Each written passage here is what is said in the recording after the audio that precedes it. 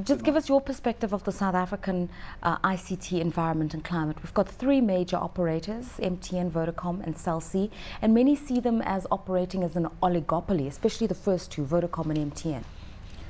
We believe this is a very interesting moment for the telecommunication, in particular in the mobile space for South Africa.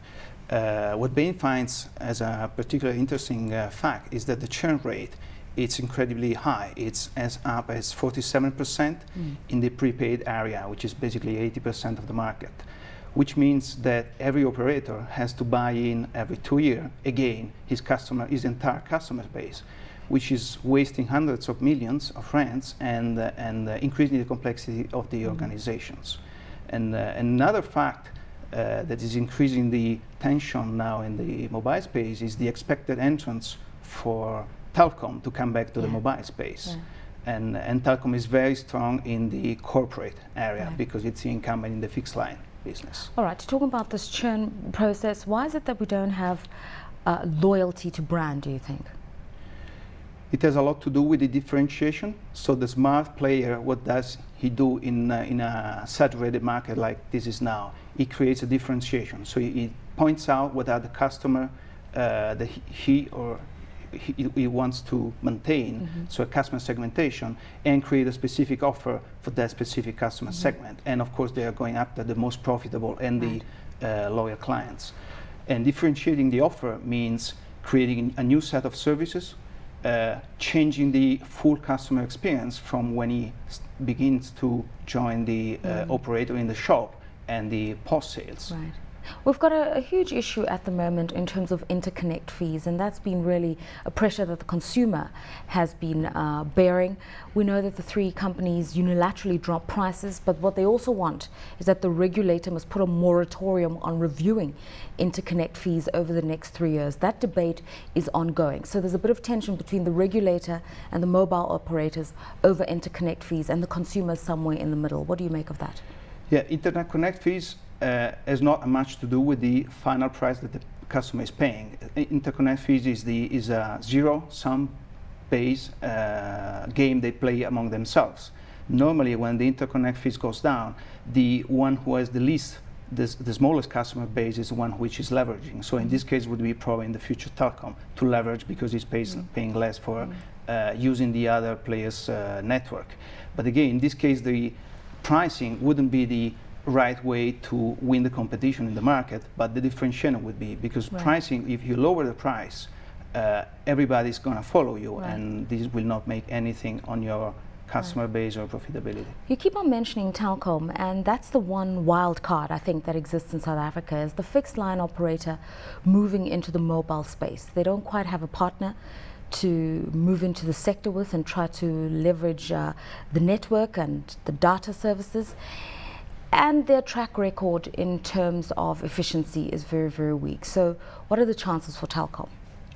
We cannot comment on Telecom strategies, also because we don't have insight on them. And again, probably the best thing for them to do, what we find is that would be focusing on the corporate industry, which they are concentrated now in the fixed line, and diversify from the other competitors they offer in the mobile market. Let's bring in Chris on this one. We've got enough challenges, as it were, with the three operators. Now Telecom, the fixed line monopoly, wants to move into that space. It's going to be very, very tough indeed because, as Vittorio was saying, you've got a saturated market now. If they'd done this maybe 10 years ago, there would have been a lot more potential for them. But the fact that we're now in a saturated market with we're about, what, 55 million customers or thereabout, it's huge, more than one per person. It's going to be a very, very difficult task to do. If they can buy an existing operation, then that would make life an awful lot easier. But you know, I've said for a long time that Telecom has, in my opinion, neglected its fixed line base and has not done what BT in the UK did, what, 25 years ago, and let other competitors come in and use that backbone and then get annuity income in perpetuity. Rather, it's let the incomer, i.e. Tata and Neotel, go and recreate the wheel. All right, so a saturated market in South Africa, that leaves Africa as a new frontier, and we know that mobile penetration, although rising, there's still a lot of room for growth, still about 55% of Africans could access a cell phone. Internet penetration is very weak, just above 8%.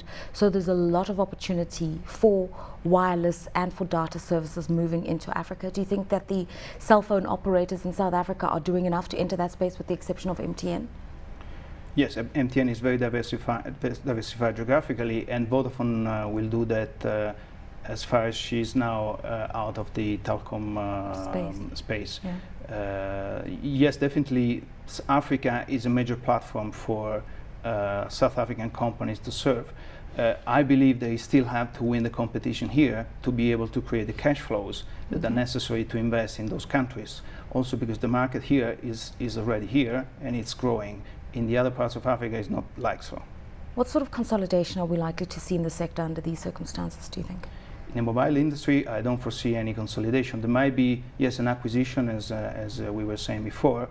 Tough to say now. It's an acquisition is very simple to do at the beginning. It's very difficult then to take on in the longer term because of the cultural issues and the integration between the two parties, especially with these two strong cultures. All right, so it leaves Africa again as the growth spot. Barty says they're prepared to pay $9 billion for Zain, preliminary figures coming through, because they see the growth opportunities and they're not really concerned about the debt that they're incurring or the weaknesses of Zain's backbone infrastructure.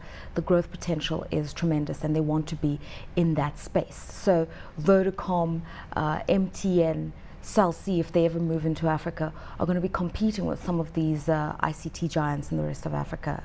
Oh yes, undoubtedly. Look, I saw an SAB Miller presentation recently on Africa, and they highlighted the fact that as a continent, debt is declining. Growth rates, until very recently, were some of the best in the world.